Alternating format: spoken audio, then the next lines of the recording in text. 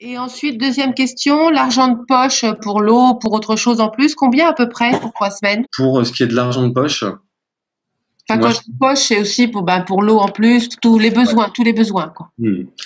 moi, je conseille une cinquantaine d'euros par semaine. C'est à peu près large. Franchement, avec ça, normalement, on est tranquille. Ça permet donc voilà les achats de boissons supplémentaires. Ça permet les achats de souvenirs. Ça permet aussi de prendre parce que les week-ends, vous pourrez retourner dans la ville principale qui s'appelle Palimé, qui est en moyenne à 20 ou 30 kilomètres des différents villages avec lesquels on travaille. Parce que souvent les volontaires, en fait, ils veulent aller se connecter au cyber. Parce que dans les villages, il n'y a pas Internet.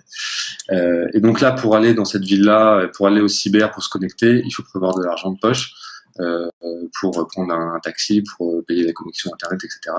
Donc voilà, donc ces 50 euros par semaine permettent de faire tout ça et permettent aussi une chose qui est le retour à la fin jusqu'à Lomé. Parce que les frais de participation, je l'ai pas dit tout à l'heure, mais ils prennent en charge on vous prend en charge à l'aéroport, à l'arrivée à l'aéroport, on vous amène sur le lieu du chantier, etc.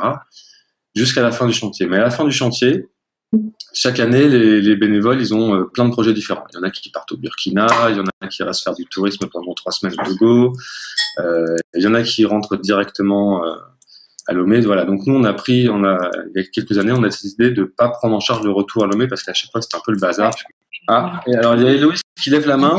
Oui, Héloïse, non, non, j'ai pas le temps non plus. Non, non, non. Vous m'entendez? Ouais, oui. Héloïse. Ok. Juste, donc du coup, là-bas, pour communiquer, par exemple, avec nos téléphones portables, est-ce qu'il faut prévoir d'acheter quelque chose là-bas ou est-ce que notre puce française marche? Alors, bon, déjà, honnêtement, vous à Gottimé, oui. Donc vous à Gottimé, déjà les portables ne captent pas. Voilà. Donc c'est réglé. Par contre, si vous voulez communiquer vraiment par téléphone, quand vous serez soit à l'arrivée à Lomé, quand vous serez les week-ends à Palimé, si vous voulez aller au cyber, etc. Vous pouvez acheter une SIM togolaise. Ça coûte 10 euros pour avoir un numéro togolais. Mais alors pour ça, ça marchera pas avec un iPhone. Il faut avoir un vieux téléphone qui soit débloqué. Parfait. Parfait. Maintenant, moi, ce que je vous conseille aussi, c'est qu'il y a sur place, il y a donc Victor qui est le président de l'asso au Togo. Dans les fiches missions que vous avez reçues, il y a son numéro de téléphone. Et honnêtement, c'est pas la peine de vous acheter une SIM, etc. Enfin, qui va vous servir 3 fois. Demandez plutôt à vos parents ou à vos proches qui souhaitent vous joindre d'appeler sur le numéro de Victor. D'accord. Moi, c'est ce que je vous conseille. On le retrouve, hein. Où Il est là-dedans. Je peux vous le redonner si vous voulez, si vous êtes oui.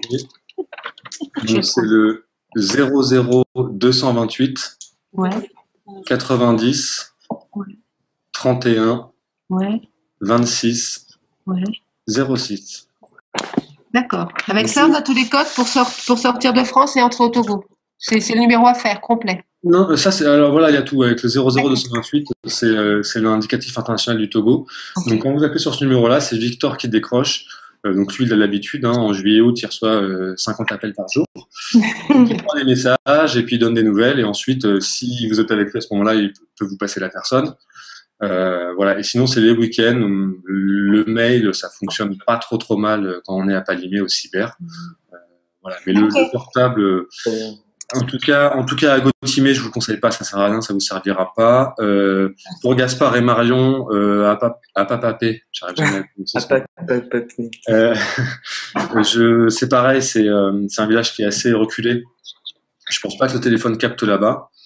En fait, il y a que Carole et Pascal à Lavier qui pourront, si jamais elles veulent, utiliser leur téléphone, avec une SIM togolaise, appeler ou se faire appeler. Voilà. Et les week-ends, on peut passer le week-end par exemple à Palimé, parce que le week-end, j'imagine qu'on est toujours hébergé chez la famille. Mais si on souhaite par exemple partir 2 jours ailleurs et on peut puis se prendre, peu importe, une autre famille ou peu importe un autre logement pour le week-end, on peut. Alors, au niveau des week-ends, donc dans les frais de participation, il y a un week-end entier où il y aura une excursion qui est inclue dans les frais de participation. C'est là où c'est souvent une excursion. On fait, c'est une petite randonnée dans la forêt tropicale avec la pause midi autour d'une cascade qui est vraiment très sympa. Voilà, donc ça, c'est pris en charge dans les frais de participation. Les autres week-ends, ils sont libres. Les autres week-ends, ils sont libres.